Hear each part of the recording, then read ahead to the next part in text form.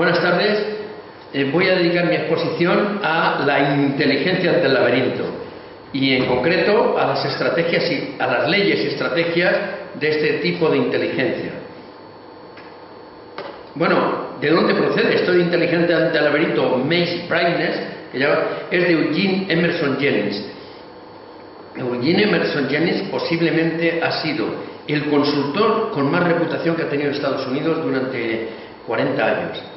Y escribió una serie de libros, desde luego, que mezclaban por una parte la teoría y la práctica tan grande que él en lo que llamaba rutas para la suite ejecutiva, y luego escribió sobre las crisis de los ejecutivos, en fin, una serie de libros verdaderamente geniales para entender a las empresas norteamericanas, y yo digo también para las empresas de cualquier país del mundo y sobre todo también para la política.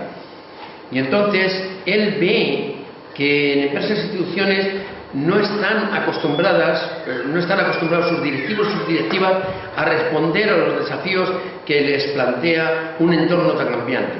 Y entonces él, pues, digamos que en un rasgo de genialidad creó la expresión, el sintagma Maze Brightness, que es inteligencia ante el laberinto. ¿Por qué? Porque hay que tener en cuenta tal serie de variables, lo que él llama la miríada de cambios posibles, para anticiparse y ayudar a que todas estas variables están, o sea, y procurar que estas variables estén para ayudar al directivo, ¿no? Y darse cuenta de las variables que pueden poner en peligro el conseguir los objetivos. Y hay que reconocer que esto lo podemos aplicar también al mundo de la política. ¿Por qué? Porque precisamente el mundo de la política está hecho, cada día tiene una agenda distinta, todavía, diríamos, más móvil que el de muchas empresas e instituciones, y por eso lo que voy a explicar sobre la inteligencia del laberinto se puede aplicar a la comunicación empresarial, a la comunicación institucional y a la comunicación política. Entonces, hay tres leyes de supervivencia de los sistemas humanos. Y entonces, ¿por qué? Porque si no tienes estas leyes, entonces entras en el laberinto. Y entonces tenemos que la primera ley es sobrevivir físicamente. Vamos a ver, los cementerios están llenos de personas que quisieron autorrealizarse. Los cementerios están llenos de personas que quisieron triunfar en este mundo. Los cementerios están llenos de los más ricos, diríamos, que hay en el cementerio, pero sin embargo ahí están, en un sitio de que no van a volver. Entonces, las estadísticas muestran diríamos, un número enorme de ejecutivos, de managers, que han acabado con un infarto, que han acabado con cánceres, que han acabado con todo aquello que les hace descomponerse por dentro. Y entonces prácticamente ha sido un suicidio involuntario. Han sacrificado toda su vida para conseguir unos objetivos que por otra parte son bastante discutibles en ocasiones. La segunda ley es que hay que sobrevivir psicológicamente, psíquicamente. ¿Y por qué? Pues porque es tan exigente la vida de las personas con responsabilidad que en un momento determinado pierden, diríamos, las referencias que tienen para moverse en el mundo real, y entonces entran en una situación de estrés. Y como ya he dicho en alguna de mis intervenciones, el estrés, lo peor que tiene es que te sitúa en unas circunstancias y en un ambiente en el cual vas cometiendo cada vez más errores.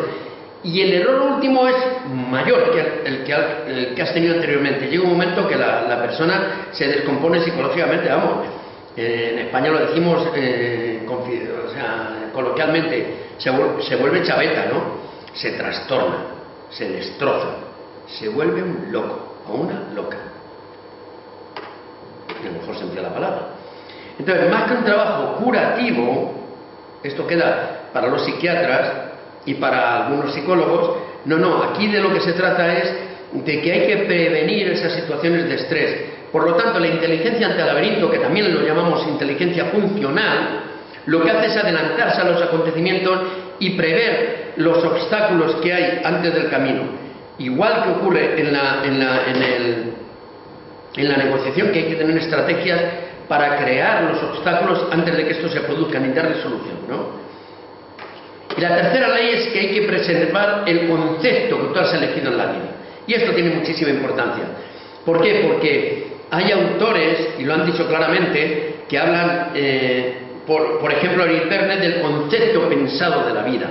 El concepto, de tal manera que tú a eso le das la importancia al cual subordinas, diríamos, toda tu actividad, porque le das una dirección y tienes un sentido, ¿no? Recuerden que Milton Rockich, él hablaba de las creencias centrales, y además creencias centrales con nulo consenso. Es decir, que lo que tú, el concepto o el autoconcepto que tú tienes, no tiene por qué ser compartido con los demás. Hasta tal punto no tiene que ser compartido que hay personas que precisamente van en dirección contraria a lo que el ambiente le invita a adaptarse. Y estos son los inventores, son los reformadores, son los que cambian realmente el curso de la historia, ¿no? No porque sean unos superhéroes, no, sencillamente porque muchos de los que pasan por superhéroes sencillamente eran unas personas muy razonables, solo que razonaban muy bien, no eso que ahora se dice que tenían mucho sentido común, no, razonaban muy bien y sabían tomar decisiones, y además tenían un mundo de valores consistentes. Bien. Pero luego tenemos a Abraham Maslow, por ejemplo, habla de las necesidades de autorrealización. Muy bien. Pero esas tienen lo que Max Scheler decía, tenían altura. Pero la fuerza, es decir, la dimensión horizontal, eso nunca hay que olvidarlo. Y eso sí que atendió también Nicolai Hartmann. Luego hay que llegar a un acuerdo entre la altura y la fuerza. El autoconcepto, es decir, la conciencia que una persona tiene de sí, depende de lo que quiere ser y hacer, pero también de los resultados que obtenga. Y entonces puede haber una correspondencia entre lo que tú has proyectado y lo que has conseguido. A eso lo decía, lo llamaba el filósofo Aranguren la felicidad. La felicidad para él estaba entre lo que proyectabas y lo que conseguías. Bien, y sobre la felicidad, por cierto, ha escrito un libro extraordinario Gustavo Bueno, que se llama El mito de la felicidad, que yo recomiendo muchísimo, que sería un libro grueso, que hay que leerlo con bote y merienda también, es decir, pero diríamos que lo mismo que ocurre para levantar un gran rascacielos, hay que poner unos cimientos profundos. Pues esto es lo que hace Gustavo Bueno, ¿no?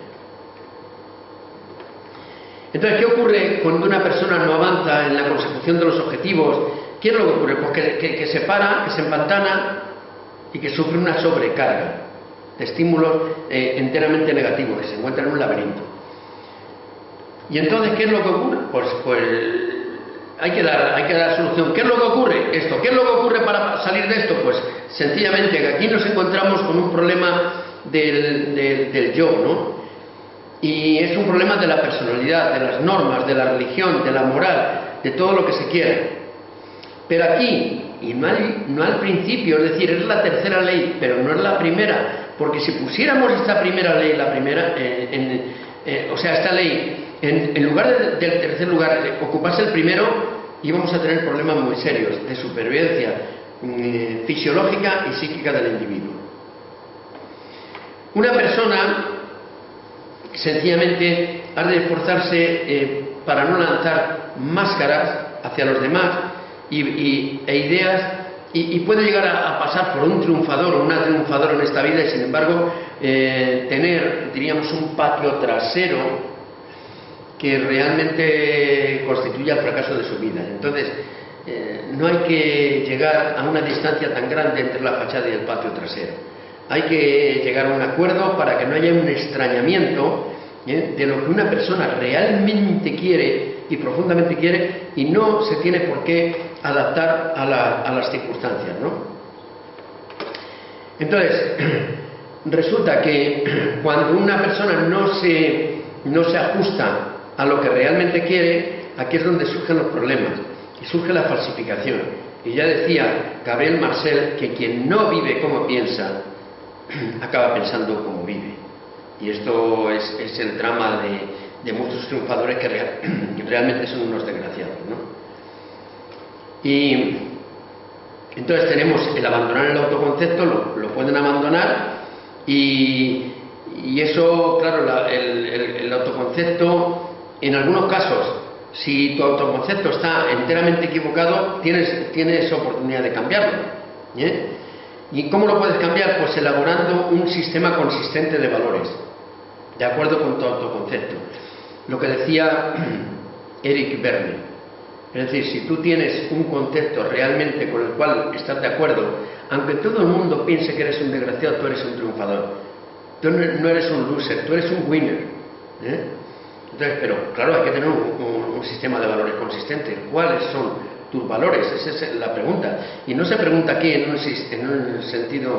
un sistema puramente psicologista, no, más profundo, filosófico, ¿no? Entonces, ahora lo que tenemos que hacer es todo lo que hemos explicado sobre comunicación política, todo lo que hemos explicado sobre negociación, hacer operativas esas variables, es decir, cómo juntarlas. Ya decíamos que la comunicación, o sea, que la negociación era una comunicación, diríamos, en varias direcciones, y que tenía en consideración diversas variables. Pues aquí vamos a ver cómo lo concretamos, ¿no? Y esto es a lo que me voy a dedicar en esta primera parte, y luego en la segunda. Pues aquí lo tenemos. Es decir, la inteligencia ante el laberinto tiene unas estrategias, unas destrezas y unos atributos. Y vamos a empezar en esta primera exposición. Me voy a dedicar a la orientación, o sea, a las estrategias que son, ya me he ocupado de las leyes, la orientación al mundo de los demás, el tratamiento de la información y el sentido de la realidad. Voy a procurar poner ejemplos, pero queda tiempo para más adelante dedicar una o varias exposiciones a ver cómo esto se aplica a la realidad, que a mí me gusta concretar. Yo participo del sistema de Gustavo Bueno, del sistema neurociológico, de su teoría de la ciencia. Cualquier afirmación que yo haga aquí la tengo que probar con documentos, la tengo que probar con textos, es que si no estoy en el aire, ¿eh? Y hay personas que sí, que predican muy bien, pero luego el trigo no llega, Y aquí tenemos las tres estrategias: son orientación hacia el mundo de los demás, el tratamiento de la información y el sentido de la realidad. Pues vamos a ver qué es esto de la orientación al mundo de los demás. Vamos a ver cómo ponemos en práctica la estrategia de la orientación al mundo de los demás. Y aquí hay que distinguir entre personas, o sea, hay que darse cuenta de que no conviene intimar con toda clase de personas, ¿no? Incluso puede llegar a ser enormemente perjudicial, puede causar celos entre unas personas a las que aprecias y otras personas a las que aprecias menos. Entonces, entre ellas pueden surgir fenómenos de celos, etcétera. No hay que intimar con toda serie de personas, no. ¿Por qué? Porque incluso, y además, siguiendo el número mágico 7 más menos 2 de George Miller, ¿quién tiene más de 7 o 9 amigos íntimos? Eso sería un asunto muy, muy precioso para tratar, ¿no? Muy problemático, por otra parte. Hay personas que piensan que todo el mundo les quiere, sí, pero amigos íntimos hablamos, ¿no? Personas con las que intimar. ¿De verdad? ¿De verdad que se tienen tantos amigos íntimos? Eso me gustaría a mí discutirlo. Entonces, y luego hay los problemas de nivel mezclado, es decir, personas que no quieren intimar y personas que quieren tratar, o sea, que quieren que intimes con ellos, ¿no? Pues luego, en segundo lugar, tenemos la orientación al mundo de los demás, y esto está muy unido, el tratamiento de perdón, ya me he equivocado. Seguimos con la orientación al mundo de los demás, pero sin embargo aquí ha habido un error porque he adelantado la segunda destreza, que es el tratamiento de la información, perdón. Y además, las cosas tan perfectas, llega un momento que son bastante, digamos, provocan rechazo, ¿no? Yo prefiero ser más humano, también tener fallos en mi exposición. Entonces, es muy conveniente saber cuándo las personas quieren ser tratadas psicológicamente, empleo la palabra psicológicamente, en lo que tienen de únicas y diferentes de los demás. Hay personas que quieren ser tratadas así, Y hay otras personas que no quieren ser tratadas así. Es decir, quieren ser tratadas sociológico, cultural, económicamente, en lo que tienen de común con nosotros. No quieren entrar en intimidad. Esto es tan importante en la orientación al mundo de los demás que nos va a evitar un montón de desgracias en este mundo. Ay, si yo hubiera aprendido esto a tiempo, diremos todos, ¿no? Entonces, para ilustrar lo que digo, voy a tomar la película 12 hombres sin piedad. Bueno, obra de teatro y película con 4 versiones. Esta película además es la que servía a Eugene Emerson Jennings para explicar sus conceptos. Luego, no solamente se trata de una recomendación mía, sino que este gran consultor, hay que ver el partido que sacó esta película.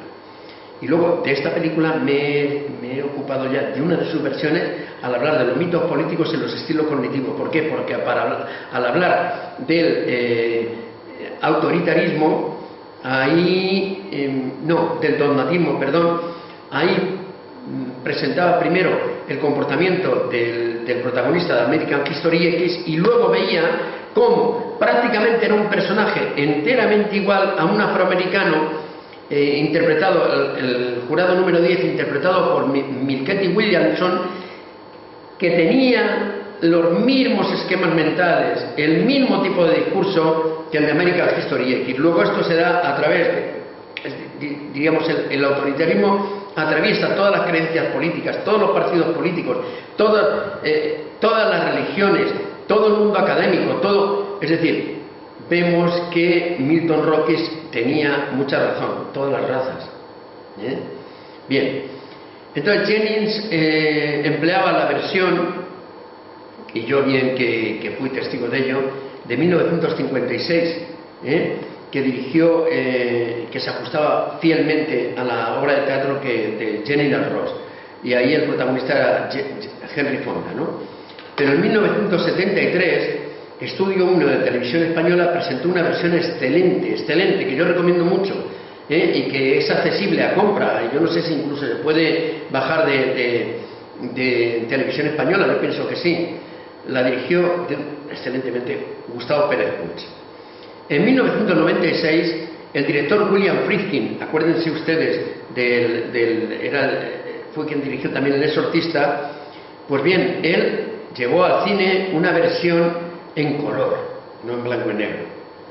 Ahora, si quieren que les diga la verdad, una versión que a mí no me convence mucho, porque reunía todos los tópicos de lo políticamente correcto. Si ustedes quieren hacer un estudio de lo que es lo políticamente correcto, comprueben la versión, esta es una propuesta que yo les hago, original, mía, quiero decir, de 1956, tomen la versión en blanco y negro y compárenla con la de 1996, es decir, 40 años después, y luego verán lo que es la diferencia entre, o sea, lo que añade o lo que quita lo políticamente correcto.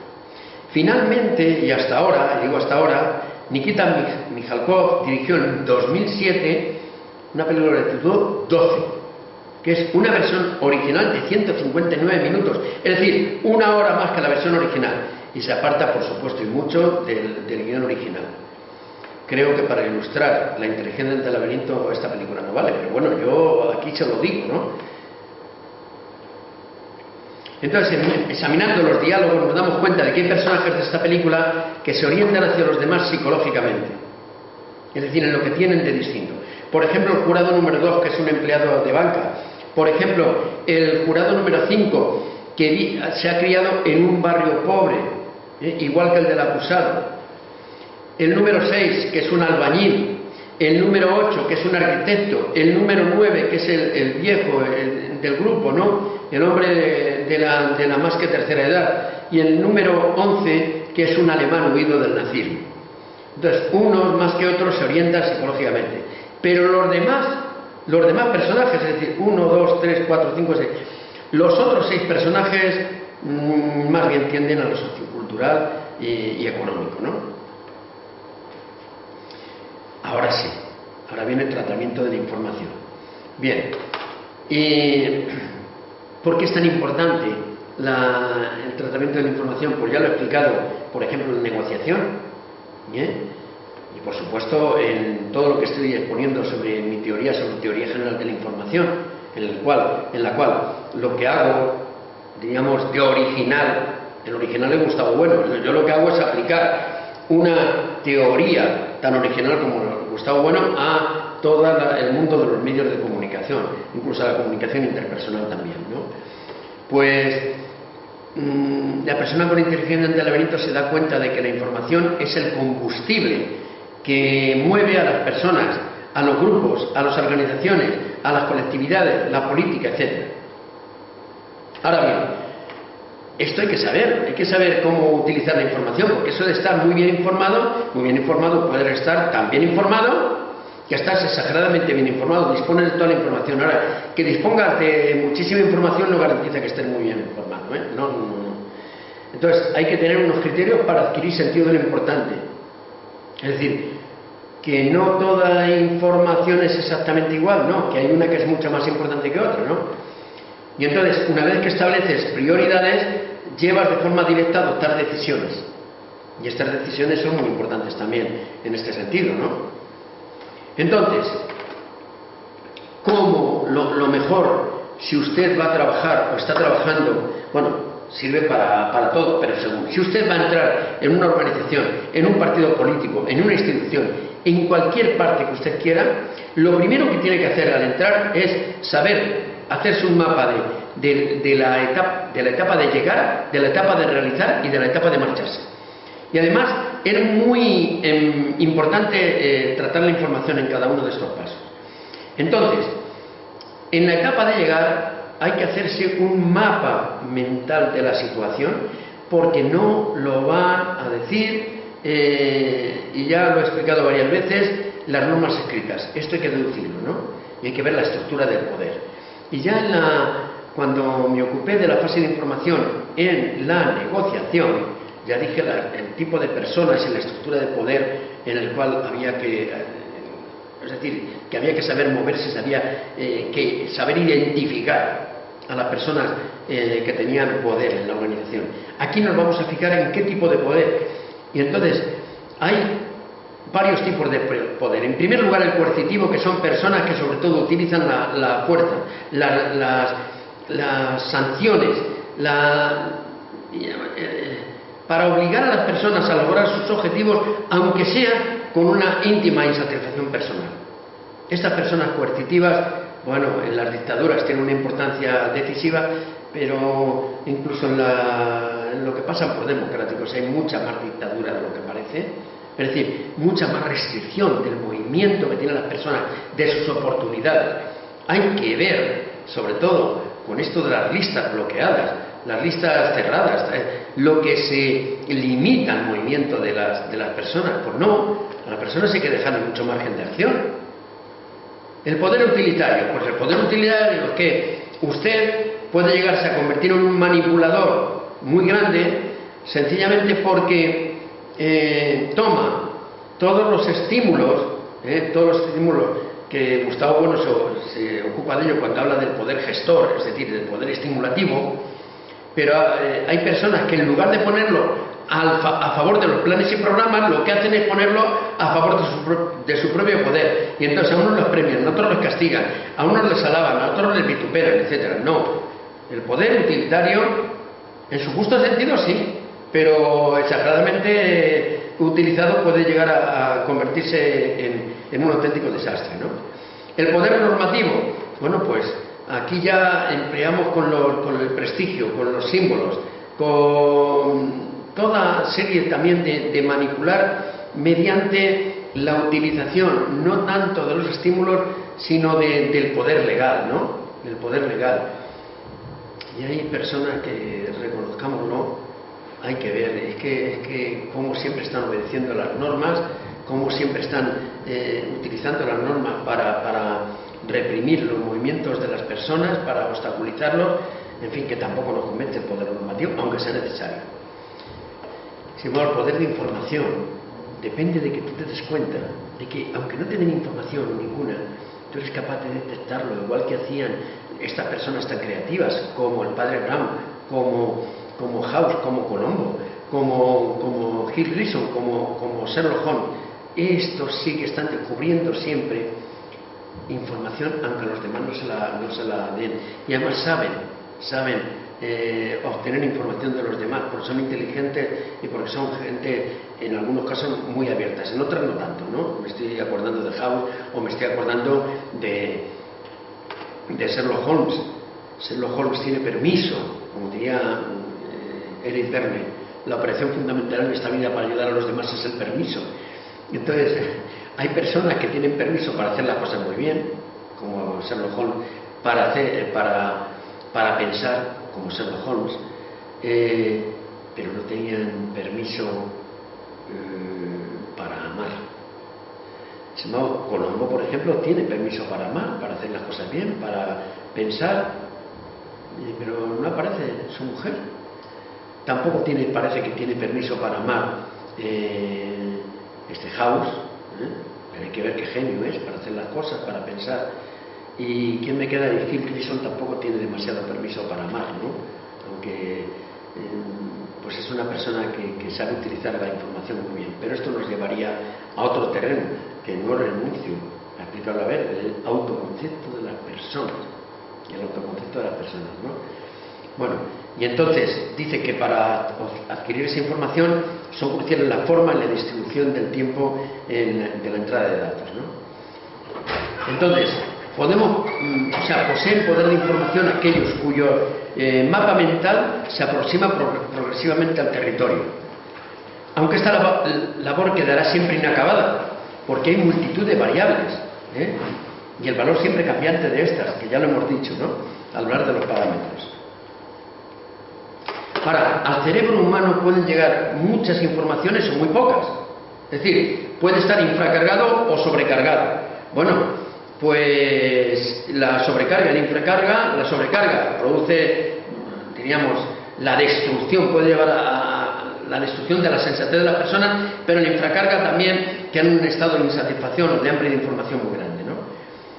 Por ejemplo, en los campos de concentración los planificaban de tal manera que no daban mucha comida para que la gente tuviese fuerza en el cerebro y pudiese pensar, pero tampoco daban poca comida, porque entonces no podían trabajar. Entonces era una dieta maquiavélicamente obtenida para que las personas no pudiesen pensar y únicamente se dedicasen a trabajar. Bueno, pues hay organizaciones que desde luego la dieta informativa es muy desfavorable, ¿no? Y también tienen hambre de información los aburridos. Lo que pasa es que ni siquiera llegan a darse cuenta del hambre que sienten. ¿Por qué? Porque llevan una vida sin ningunos estímulos, ¿no? Lo que llamaba Verne el hambre de estímulos, ¿no?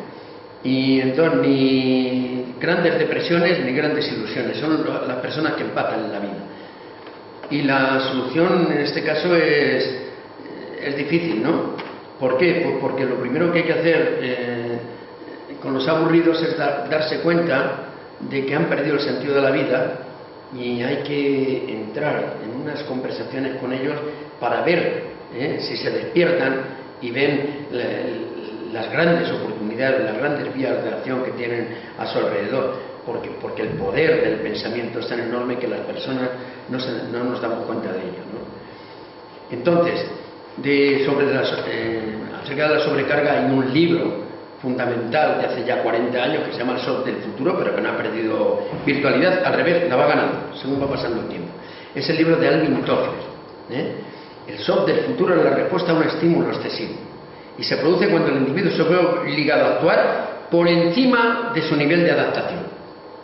Y hay personas que efectivamente, sobre todo con la llegada de Internet, hay personas que están sufriendo de sobrecarga de información. ¿Por qué? Porque no tienen el criterio de lo importante, que lo decía yo antes, porque no tienen un mundo de valores para organizar la realidad, ¿no?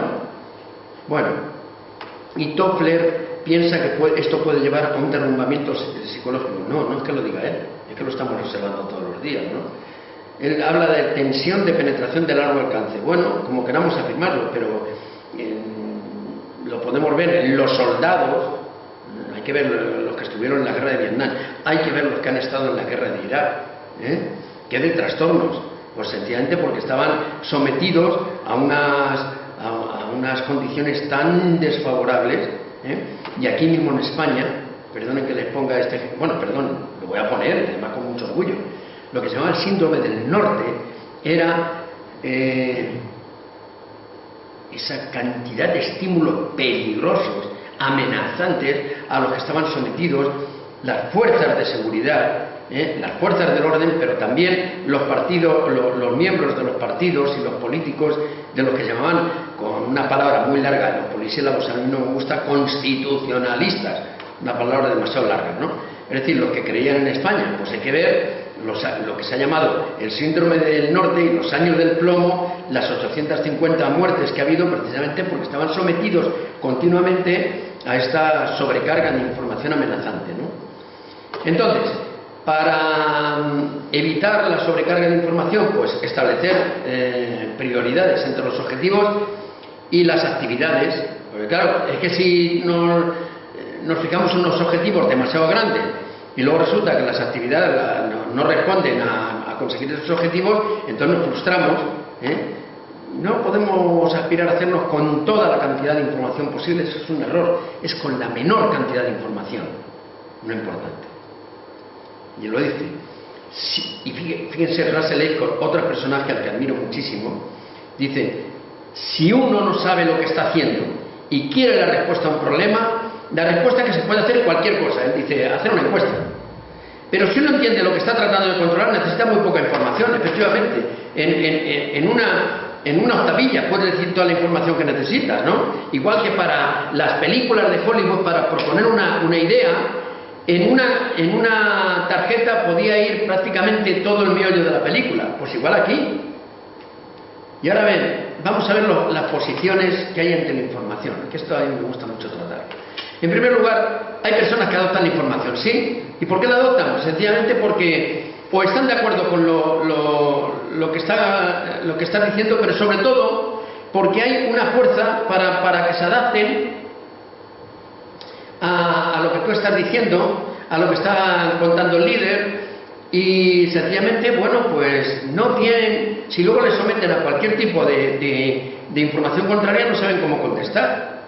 Entonces a estas personas hay que saberlas presentar los obstáculos y a ver qué es lo que ocurre, ¿no? Hay otras personas que aceptan lo que tú dices, lo que un líder empresarial dice, o lo que un líder político afirma, pero no lo hacen por la fuerza de los argumentos, sino que se dejan llevar por el atractivo que le causa, por este poder carismático que tiene el líder. Y entonces se produce una conexión anímica que a mí no me parece la mejor. Hay otras personas que modifican la información. ¿Y por qué? Pues aquí hay personas que tú estás diciendo algo y entonces siempre te la cambian, aun con buena intención en ocasiones, pero te la cambian en un sentido distinto y te la distorsionan. ¿Por qué? Porque quieren que se adapte a sus propios intereses, ¿no? Y entonces, en lugar de dar razones, lo que hacen es racionalizar, justificar. Y entonces llega un momento que se convierten en unos auténticos títeres de la propaganda política. O sencillamente de lo que algunos llaman, perdón, el siniestro arte de las relaciones públicas, dicho con humorismo, ¿no? ¿Por qué? Porque llega un momento que las manipulaciones que puede haber de los mensajes para que las personas se adapten, les hace modificar enteramente los mensajes que reciben. Hay otras personas que detienen o ralentizan la información. He puesto ya ejemplos, y no uno ni dos, sino varios, de cómo, por ejemplo, de cómo los altos funcionarios de la Gran Bretaña eran capaces de ralentizar e incluso de boicotear los planes del primer ministro. ¿Por qué? Porque esto es un hecho. Y es así, y es lo mismo que ocurre con los lobbies, ¿no? Los lobbies lo que hacen es impedir que determinadas medidas que les pueden perjudicar lleguen a ser aprobadas y a la vez acelerar aquellas que les pueden venir bien. Los cuerpos burocráticos, y esto en concreto me estoy refiriendo a los españoles. Es muy importante hacer, pero estudios a fondo, sobre la estructura lobista de determinados organismos que hay en la administración española. Pero además, todo el tiempo que se invierta en esta situación será mucho mejor. Empezando por las universidades, donde se han creado unas auténticas castas políticas que han sido denunciadas ya en los medios de comunicación y además no constituidas precisamente por profesores, sino por funcionarios que en la Universidad Complutense en concreto son 200 que están identificados y que cobran más que el presidente del gobierno español y más que los ministros. ¿Cómo se ha podido llegar a esa situación tan aberrante? Pero es que luego tenemos también los lobbies, incluso en las agencias de lo que se llama la agencia de certificación, la ANECA también. Ahí hay que hacer un estudio a fondo de lo que ha sido la ANECA, a ver si verdaderamente la ANECA ha favorecido el desarrollo de las universidades españolas o es otra cuestión. Tenemos que estudiar los ayuntamientos y los lobbies que se han constituido. ¿Por qué? Porque sencillamente han servido para acelerar determinadas corrupciones y para interrumpir la investigación sobre esas corrupciones.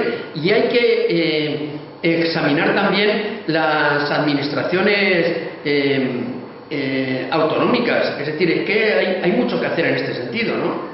Bien. Evitar la información. Esto es lo que hacen todas las personas que tienen la mente dogmática y no admiten que entren información en su sistema, ¿no?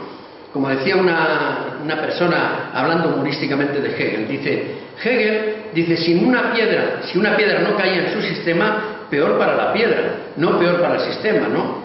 Entonces, esto es muy difícil cuando la persona se convierte en auténticamente cerril. Es decir, no admite entradas que pongan en riesgo su condición, o sea, las creencias que tiene. Entonces llega un momento que no se puede entrar, ¿no? Es una cosa verdaderamente muy difícil o imposible. Ahora, hay otra forma muy distinta, que es contrarrestar la información ofreciendo argumentos racionales, adultos, como diría, o sea, propios del adulto, como diría Eric Verne, ¿no? Y como diría también Gustavo Bueno, dice, igual que dicen algunos que Dios está en las batallas de parte del ejército que tiene la mejor infantería, diríamos que en los debates públicos es muchísimo mejor ir con un buen, diríamos, con una buena munición de argumentos para hacer frente en un determinado debate, ¿no? Y para vencer. Luego, no es ni conveniente, ni práctico, ni eficaz, ni político, ni llegar inmediatamente a soluciones fáciles, ¿no? Ya he hablado en otra exposición sobre las claves del milagro japonés, ¿no? Y es que tiene que haber algunas personas que sean chinches, que sepan llevar el punto de vista contrario, ¿no? En esto hay que reconocer que el general de Gaulle, que pasaba por autoritario, aunque él se reía, o sea, que yo en el año 58, que me ofrezco para ser presidente, con 68 años, algunos dicen que lo que quiero es a mis 68 años convertirme en un dictador, pero bueno, pero ¿hasta dónde podemos llegar? Entonces él solía tener algunos ministros, Malraux, por ejemplo, y luego el de Educación, que en este momento no me acuerdo, que se oponían a lo que decían otros, y entonces decía, esto los meto dentro del gobierno para que sean, por así decirlo, mis pepitos grillos, mi conciencia, ¿no? Pero me acuerdo que el mismo Jean-Paul Sartre le preguntaron, bueno, ¿usted a quién va a votar en las próximas elecciones? Dice, bueno, vamos a ver, si yo tuviera que elegir entre votar a Dios o a votar a De Gaulle, él era ateo, por supuesto. Yo, por supuesto, que votaría a Dios. ¿Pero cómo? Si usted es ateo, dice, sí, pero es que Dios es más modesto que De Gaulle. Es decir, en el sentido de que hay personas que solo se dejan llevar por su información, pero esto era falso respecto a De Gaulle, ¿no? Bien. Luego hay rechazos de información porque, perdonen que me tengo que estar llevando el pañuelo en la nariz porque estoy acatarrándome, ¿no? El rechazo de la información deberse a diferentes factores, ¿no? Pueden ser por razones personales. Hay personas que dicen, bueno, yo tenga razón y perezca el mundo, ¿no? No van a cambiar de actitud porque entonces se derrumbarían, se trataría de un problema de relación, no de contenido. Es decir, hay personas que, por ejemplo, si sostiene una determinada postura alguna persona a la que ellos aprecian, vamos, se entregan totalmente a esa persona porque tiene mucha más importancia la relación que el contenido. Hay, por ejemplo, en 12 hombres sin piedad, una persona se derrumba, bueno, dos personas, el 10 y el 3, se derrumban al final porque se hunde todo su mundo de relaciones, ¿no? Y entonces, ahora, puede haber unas personas que rechazan la información porque venden caro el pasarse del no a sí, pero lo que quieren son razones. Y varias personas, por ejemplo, pueden responder sí o no a una propuesta. Entonces, con inteligencia ante el laberinto, y esto es maravilloso, una persona con inteligencia al laberinto sabe cuando una persona le dice sí porque está convencida, o le dice sí por el puesto que ocupa. Si no ocupas ese puesto se pasaría al no. Y cuando dice sí, pero inmediatamente va a deformar la propuesta cuando se la va a transmitir a los demás. Es decir, no puedes confiar mucho en esa persona, ¿no? Y cuando dice sí, pero en realidad es para ralentizar la información, sí, con ironía, dispuesto a no cumplir aquello a lo que se ha comprometido. Hay otro que dice sí, pero no te pide más, porque no quiere explicaciones que le podrían complicar la vida. Y hay otras personas que dicen no, pero está deseando pasarse al sí, porque espera que le convenzan con razones. Y hay personas que dicen no y van a decir siempre no, porque hay una cuestión de enemistad. Y dicen no, pero provisionalmente. ¿Y por qué dicen no provisionalmente? Porque según vayan los acontecimientos, se van a subir al carro del vencedor. Luego, fíjense la de posibilidades que hay en un sí y en un no. Esto hay que tenerlo mucho presente en inteligencia del laberinto. Pues vamos con 12 hombres sin piedad, por ejemplo. Los jurados 4 y 8, es decir, el arquitecto, el broker, el corredor de bolsa, y el 8, que es un arquitecto, destacan porque saben tratar muy bien la información. Pero sin embargo, el jurado número 3, que tiene una empresa de mensajeros y trata la información al servicio de su historia personal. Él es una persona conservadora que la idea de su empresa, el lema de su empresa, siempre a su servicio, fue idea de su mujer, etcétera, pero ha tenido un trauma personal con el hijo. Bueno, siempre va a tratar la información de acuerdo con sus intereses, de manera que él quiere condenar al acusado precisamente porque no se puede vengar en su hijo, que hace ya un montón de años que no se ve con él, ¿no? El 7 subordina todas sus posiciones porque quiere asistir al partido de béisbol y tiene 2 entradas. Y entonces él es así. Y al 10 le preocupan sobre todo que sus 3 garajes no vayan a irse a paseo. Entonces todo lo subordina a esa cuestión, ¿no? Bien. Ahora, como prueba de cómo hay que utilizar la información, el resumen, al cual me he referido anteriormente, toda la obra de teatro, toda la película del año 56 y la obra de teatro del 73 en televisión, ¿saben de qué tratan? En realidad la película, y la obra de teatro y la película de lo que tratan es ¿oyó el viejo o no oyó? Segundo, ¿corrió el viejo o no corrió? Y tercero, ¿vio la mujer o no vio? Por favor, vean esta obra de teatro, esta película, y luego vienen y me lo cuentan. Ya verán como fuera de estas 3 preguntas, fíjense cómo se puede resumir una película, no hay mucho más. A pesar de que yo tengo otro sistema que es dividir las películas en 5 partes y desde luego no se te escapan en los más pequeños detalles. Y puedo probarlo aproximadamente con 500 trabajos sobre películas y obras de teatro y literarias que han realizado los alumnos mientras yo les estaba explicando, una serie de cuestiones, ¿no? Bien, y tenemos ya en tercer lugar el sentido de la realidad como estrategia.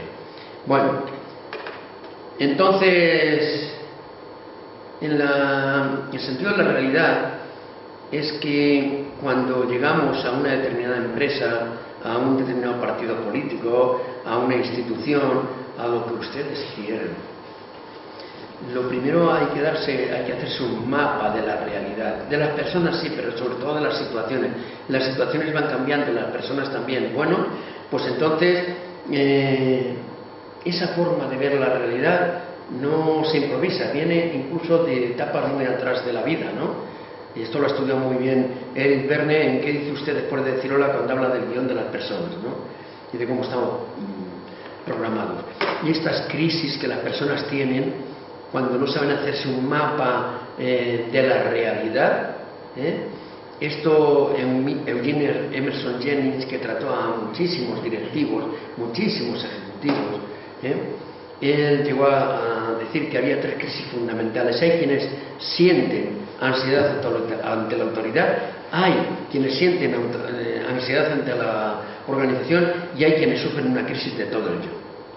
En 12 hombres sin piedad, por ejemplo, el número 3 nos damos cuenta de que él tuvo un disgusto con su hijo, cuando vio que el hijo huía de una pelea cuando era pequeño, y le dijo: o hago de ti un hombre o te parto en dos. Bueno, pues el hijo aprendió la lección y cuando fue ya un poco mayor entró en una discusión con el padre y le pegó una paliza al padre. Luego se marchó de casa. Entonces el padre no ha logrado que el hijo vuelva y entonces está muy resentido, ¿no? Y lo que quiere, como he dicho anteriormente, es vengarse en el acusado del juicio para así poder, condenar al acusado del juicio para así poderse vengar del hijo. Fíjese qué agenda oculta que tiene, y el hombre no se da cuenta nada que está al final. Y el número 10 se retira del grupo cuando los demás le abandonan. ¿Por qué? No quiere tener contacto con el mundo, porque tenía asentada su vida en prejuicios, y cuando los demás no obedecen sus prejuicios, entonces su vida se derrumba, ¿no? Y entonces aquí tenemos ya, vuelvo a decirlo, las estrategias, 3, las destrezas: escuchar en lugar de hablar, preguntar en lugar de responder y distinguir entre palabras y significado, y el sentido de las claves no verbales, es decir, los atributos, sentido de las claves no verbales, de los valores, de la oposición y la confianza, que me voy a ocupar en la siguiente exposición. De nuevo, muchas gracias por haberme atendido, les deseo que les resulte muy útil y muy buenas tardes.